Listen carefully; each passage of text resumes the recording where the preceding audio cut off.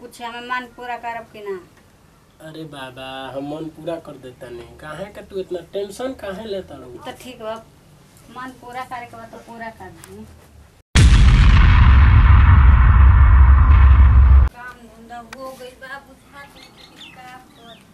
मन ना लागेला अकेले वो मारत बड़न की का तनी फोन लगा के बात तैयार ली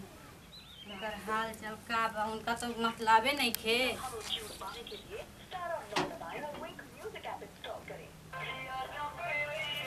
कतना निमन गाना लगैले बड़ा। हेलो प्रणाम बा। अरे खुश रह। का हाल बा हो? हाल रहुआ पूछतानी, हम फोन कैले बानी ता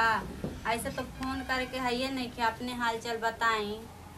अरे का कहियो एकदम काम में अपना व्यस्त रहतनी कि फोन करे के तंजे समय नहीं के मिलत। रहुआ के तो समय ना मिले तो हाँ कौनो औरों के समय देत हो, हम तो हमरा खातिर समय कहाँ से रही। अरे ना ना ऐसा कोनो बात नहीं के हो, ऐसे काहे कहत रहे। तब कबो ना मन करला रहुआ के कि फोन करके तनी पूछ ली कि का समाचार बा। अरे मन तो करबे करला लेकिन काम इतना हो गइल बाटे ना, व्यस्त रहतनी यार। अच्छा चलिए ठीक बा, तब जब टाइम मिली न तो रहुआ फोन करब जानी। ठीक बा रखतनी, काम बाटे दूसर। ठीक बरा बुझा तक फोन में कैला पर ना बाती आवे मन ना लगता अकेले घर में रहत रह काम करी कैसे केहू घर नहीं एगो ननु करला कि तनी बोला बतिया दू चार गो रहेला घर में आदमी ता मनो लागत रहेला। अब अकेले बनी तो कितना मन लगो, अकेले ही में अथी बुझाला कपारो दुखाई लगता काम धंधा करते केहू के ना दे से भगवान जौन अपन हमार दिल के बात ना अपन मेहरारू के बात ना मानी। फोन कैला पर कहलन कि टाइमे नहीं खे है ये नहीं खे है ये नहीं खे ऐसने ऐसे मेहरारू दूसरा से फासिल हम कैसन बानी के अथी निमन से रही ना घर आवा न तो हमहू उहे नु करब। अब का करी मन लगावे खातिर तो कुछो करे ही के पड़ी। केहू बानी ना जी बैठी ना दरवाजा बंद कर देता दरवाजा बंद लगल करे का कोनो पर्सनल काम बा बढ़िया का। अब बैठी नहीं बछान जानता नहीं बोला वो नहीं काहे बैठ तनी तनी भीड़िया ना बैठ सकने हमरा को कुछ करत थोड़ी ना बानी। भीरिया कहाँ बैठी मरते ई बातिया रहल हा का कौन बात रहे जानते मानी रहो कि हम रहो के का हम कहीं बताई बुरा ना न माना। बुरा हम ना मानब का कोनो काम में बोलो कोनो चीज उठावे के बा कोनो छत पे पहुंचाबो गहूं ना पहुंचाबो ना ना वो सब रही तब हम कर देते खुद ही का काम बा। और मोबाइल रिचार्ज करे कराल जानता नहीं तब कहनी है कि रिचार्ज करवा देती हैं हम रहो के बहुते पसंद करी ना जानी तनी हेनी आके बैठी ना भिरिया में। अरे मर तो पेशन का भिरिया मने बैठब तो दूसर जो रिचार्ज है भले कह हम रिचार्ज करे तनी दूरही से ना तब जानता नहीं तब हमें बातिए ना मानम रहुआ मानब काहे ना तू हिचकिचा तड़ू का जन का हिचकिचाई ना देखी हम नु काज निकाहे रहो से हमारा देखी ना तब वो कुछ होखेला में मनवा में कुछ का होला भौजी बढ़िया हटाओ ना तो दूरे ले रह हमारा समझ ना कि हमारा लेडीज में मेरा आदमी ठेके के मने ना करेला। रहुआ ना हमें बहुते पसंद बने हम लाइक करी ना रहुआ के लाइक करेलू तो अब हम का एकरा से मने करी भौजी हो भौजी लेखा रह तो तू बाड़ू तो सटल जाता तो मतलब का हो गइल बा शादी ब्याह तो नहीं खे भइल कि मेहरारू बुरा माने है। अब देखी हमार बात मान ली हम मर्द नहीं खा रहा था हमने के साथ में ना रह सकी ना काहे रह सकी न जा काहे ना लेकिन ऐसा थोड़े मने बोगे कि अब तू जौन कहबू तो हम करब सटल जाता तू ऐसा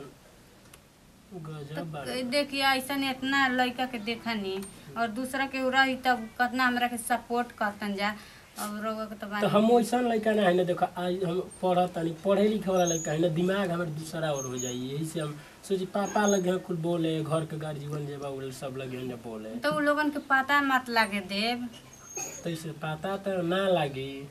हट ना तू का लागे सटे यार बात के तनी दूरे से बात करना जोन काम काहे रो झंझका ताई बताई ना हम झंझका मतलब हम खराब लगने का देखे में खराब नहीं खूब बढ़िया बाड़ू सुंदर बाड़ू ब्यूटीफुल बाड़ू तू तब तब हम का मने कहल का चाहत रही तू कहले का जोन कहे के रहला उ कह देने चली ना घर में तो चली तू छोड़ा ना बाही थकना बाही दूर से का एलर्जी बा लेडीज लोग से एलर्जी रखिला हम तो चली रे वो चली घर तो में चली का काहे काम नहीं बा सुना बोला था, ना बतिया- खाना हम नहीं खइले हमर पेट देखत तो दर्द करता कबे अबे तक गुस्सा भरल बा हमारा उ घर काहे के खातिर हमर बाते ना मानम रहुआ का बात बा बोला देखिए बोला का हम रहुआ के लाई करी ना हमरा संगे रहे के बा रहुआ के बात उस करे के बा उ का मतलब रहुआ हम थोड़ी जान लेता नहीं ए मोर तू तो एकदम लागत है कि फंसाइए के रहबू हमरा का फसाइए के रहम बल ज्यादा प्यार उमड़त है ना हम्म, उछाल मारत है ज्यादा होता है ना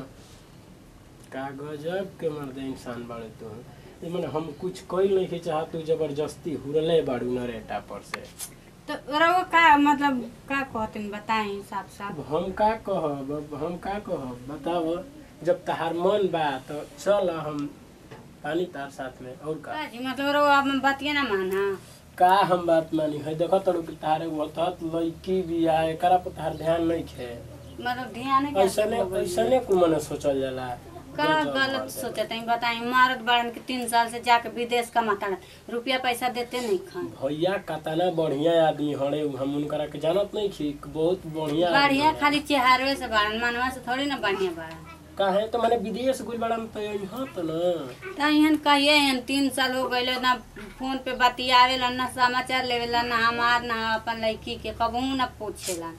तो को हम मने का करी बताओ मतलब हमार बात ना मानम रहुआ बात एकरा में माने वाली का बा हम देख तहारा से तहार बात मान लेती लेकिन जो हमारे घर के बड़ा घर जीवन उ बड़ा बहुत खतरनाक आदमी बड़े अगर कहीं पता लागल कि फलाना बाबू संग ऐसे वैसे करत तो हमारा जूत लगी हमसे बजावे तो तो हम का मालूम ना न पड़ दे पता ना कर हम बात के दबा देबू तो ओकर बात कहीं अलग बाटे जैसे कि अथू हो जाई ऐसे ही ना कि कहीं अइलो सन केवाड़ी बाटे खुला कोनो आइला बस यही पे देखल त कह दला गांव में हाला मचा देला तो गांव में हल्ला हम थोड़ी ना मचावे जे हमारी इज्जत नहीं खे अब रहुआ मत मचाए हल्ला हम ना हाला मचाई ठीक बा यार भूख त लागल बा पेट देखते बाड़ू खाना ला के दी का छोड़ो खाना ना खाई देखिए हमारे घर में केहू आवे वाला नहीं खे का कोई ना वेला केहू नहीं आवेला गजब कब कब हवा मजी आ जाई ना और ऊपर से वाली बाड़ी उहे आ जाई ना तो केहू नो आवेली सान बड़की माई तो कबोते हुई हाँ ऊ आवेली तो वो नहीं से चिल्ला ले हमके मारिया बंद ना कर देले बनी ठीक अब मतलब कुछ हमें मन पूरा करब कि ना अरे बाबा हम मन पूरा कर देता नहीं काहे का तू इतना टेंशन काहे लेता रहू तो ठीक बा मन पूरा करे के बाद तो पूरा कर दी का माने बोलो का कौन आप का कहल चाहता नहीं का? जो कहे के रहल तो कहिए दे तो कौन चीज मैंने कहल चाहत रहू का मैंने कहल के रहल तो कहिए देता नहीं